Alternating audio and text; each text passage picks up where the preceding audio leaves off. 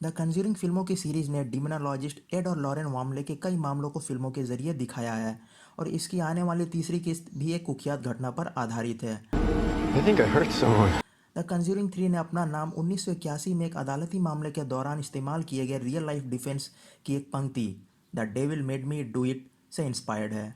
औपचारिक रूप से शीर्षक the conjuring that devil Made Me Do it लोकप्रिय हॉरर फ्रेंचाइजी की अगली फिल्म भूतों पर आधारित न होकर एक अदालती मामला है जिसमें कुख्यात डेमनोलॉजिस्ट और सुपरनैचुरल इन्वेस्टिगेटर एड और लॉरेन वारेन शामिल थे।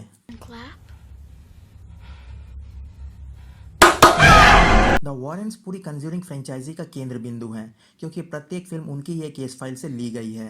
एनाबेल के नाम से जाने जाने वाली गोस्ट गुड़िया पर आधारित स्पिन ऑफ फिल्म्स भी वॉरेन से ही प्रेरित हैं जिनकी संपत्ति में अभी भी असली गुड़िया का नाम है।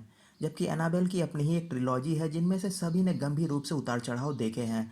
अन्य स्पिन ऑफ फिल्म्स जैसे द नन और द कर्स ऑफ ला लोरोना पर ध्यान केंद्रित करने के लिए फ्रेंचाइजी के स्थानांतरित होने के बाद वॉरेन्स की वापसी एक वेलकम रिलीफ है। The Conjuring the Devil Made Me Do It La Llorona के निर्देशक माइकल चाव्स को वापस लाता है और डेविड लेस्ली जॉनसन मैकगोल्ड्रिक के साथ एक निर्माता के रूप में जेम्स वान ने स्क्रीन प्ले लिखी है।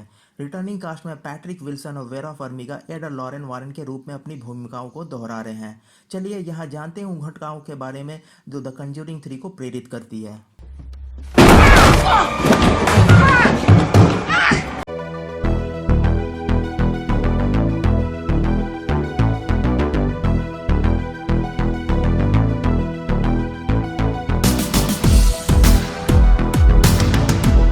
The Conjuring the Devil Made Me Do it यह अर्ने चेन जॉनसन से प्रेरित है जो मुकदमे में चला गया था और 1981 में प्रथम श्रेणी की हत्या का दोषी पाया गया था। जॉनसन का प्राथमिक बचाव जैसा I think I hurt someone. कि पहले कहा गया था कि शैतान ने उसे हत्या करने के लिए प्रेरित किया था। विशेष रूप से यह यूएस इतिहास में पहला मामला था जहां एक डिफेंडेंट ने उस अपराध के लिए व्यक्तिगत जिम्मेदारी लेने से इनकार कर दिया था और कारण के रूप में राक्षसी कब्जे का दावा किया है जिसके लिए उस पर मुकदमा चलाया जा रहा है। मामले के आसपास की गवाही में कहा गया था कि एक 11 वर्षीय लड़का डेविड ग्लेडजेल 43 डेमन के कंट्रोल में था जैसा कि एड वारेन ने गवाही दी थी। ग्लेडजेल के परिवार ने एड और लॉरेन से लड़के की सहायता करने और उसे भगाने के लिए कहा था। वारेन ने ऐसा किया। कैथोलिक चर्च से अन्य पुजारियों को उनकी सहायता के लिए लाया गया था जैसा कि उनके कई मामलों के लिए एक नॉर्मल कस्टम है। I think it's about time they accept the existence of the devil. इस प्रक्रिया में कई दिन लगे और भूत भगाने के दौरान एक डीमन ने ग्लेडजेल को छोड़ दिया और जॉनसन में चला गया जो ग्लेडजेल की बड़ी बहन डेबी की मंगेतर थी। जैसा कि ग्लेडजेल कुछ समय से पीड़ित था और इस डेमोनिक पोजेशन ने उसकी कई क्षमताओं को उजागर किया जिसमें हवा में तैरना और पूर्व ज्ञान यानी भविष्य में होने वाली घटनाओं के बारे में पहले ही बोल देना, जहां उन्होंने भविष्यवाणी की थी कि जॉनसन हत्या करने के लिए आगे बढ़ेगा। भूत भगाने के बाद ग्लेडजेल पूरी तरह से ठीक हो गया था। जॉनसन ने कई महीनों बाद अपने मकान मालिक एलन बोनो की हत्या कर दी। डेबी के 9 वर्षीय चचेरे भाई मेरी के साथ उसके अप्रिय व्यवहार के संबंध में एक घटना के बाद जॉनसन ने बोनो की हत्या कर दी। डेबी ग्लेडजेल बोनो के लिए नौकरी करती थी और उस घटना के दिन बोनो ग्लेडजेल और उसके चचेरे भाई और अन्य कर्मचारियों को दोपहर के लिए लंच के लिए वह बाहर ले गया। बोनो नशे में धुत हो गया और उसने मैरी को पकड़ लिया और पूछे जाने पर उसने जाने से इनकार कर दिया और इस पर जॉनसन ने उस पर इस तरह से हमला किया जिसे जानवर की तरह के रूप में वर्णित किया गया है। जॉनसन ने बार बार बोनो को छुरा घोंपा। जॉनसन के वकील के अनुसार उन्हें 4 या 5 गंभीर घाव हुए जिनमें से ज़्यादातर उनके सीने में थे। जॉनसन के डिफेंस ने कहा कि डेविड ग्लेडजेल के एक्सोर्सिज्म के बाद वह पहले जैसा नहीं रहा और लॉरेन वारेन ने ब्रुकफील्ड पुलिस को सूचित किया कि अपराध किए जाने के समय जॉनसन डेमोनिक पोजेशन के कंट्रोल में था। ग्लेडजेल के एक्सोर्सिज्म के गवाहों ने कहा कि उन्होंने ग्लेडजेल से जॉनसन में एक डेमन का ट्रांसफॉर्मेशन देखा। डेबी ग्लेडजेल ने गवाही दी थी कि जॉनसन का व्यवहार भी ग्लेडजेल के समान था।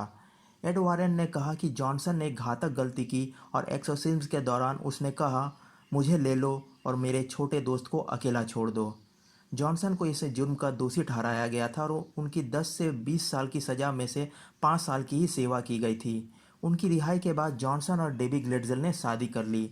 इस घटना के बारे में लॉरेन वारेन ने the devil of the Connecticut with Gerard Brittle के रूप में एक किताब लिखी और उसके सारे मुनाफे को ग्लेडजेल परिवार के साथ शेयर किया गया। Something terrible happened here. The Conjuring the Devil Made Me Do it के ऑफिशियल ट्रेलर में कहानी एड और लॉरेन वारेन के इस केस के मामले में इन्वॉल्वमेंट पर बहुत ज़्यादा फोकस्ड है। फिल्म के ट्रेलर की शुरुआत अरने के पूरे धड़ पर खून से लथपथ सड़क पर चलने के साथ होती है और वह उस पुलिस ऑफिसर को समझाता है जो उसे रोकता है कि उसे लगता है कि उसने किसी को मार डाला। यह प्रतीत होता है कि फिल्म के रुख की पुष्टि करता है कि जब बोनो को मारा गया तो अरने एक डेमोनिक पोजीशन के कंट्रोल में था या नहीं। डेवी के भाई डेविड को भी पूरे समय डेमन के साथ बातचीत करते हुए देखा जा सकता है। इससे पता चलता है कि द कंज्यूरिंग 3 में कम से कम डेविड और अर्ने के बीच डेमोनिक ट्रांसफॉर्मेशन के बीच कुछ ना कुछ कनेक्शन दिखाया जाएगा। यह स्पष्ट नहीं है कि फिल्म इस केस के हर डिटेल को फॉलो करेगी या नहीं, लेकिन दर्शकों को पर्याप्त डरावनी और रोमांच की उम्मीद करनी चाहिए, चाहे कुछ भी हो।